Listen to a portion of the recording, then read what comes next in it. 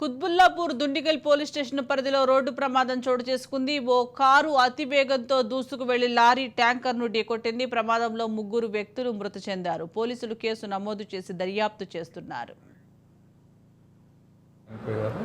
ఇద్దరు ఇంజూర్డ్ అయ్యారు. వాళ్ళను హాస్పిటల్ షిఫ్ట్ చేయడం జరిగింది. ఇటు ఇన్సిడెంట్ ఓఆర్ఆర్ ఎగ్జిట్ 5 రోటరీ 1 నుంచి బోరంపేట వెళ్ళే సర్వీస్ రోడ్లో జరిగింది. దీని మీద కేసు నమోదు చేసి దర్యాప్తు చేస్తున్నాం. ఎంతమంది విద్యార్థులు? ఆ కారులో మొత్తం 5 మెంబర్స్ ఉండేనండి.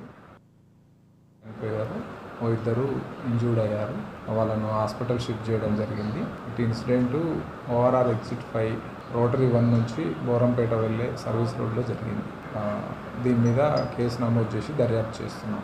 ఎంతమంది విద్యార్థులు? ఆ కారులో మొత్తం 5 మెంబర్స్ ఉండేనండి.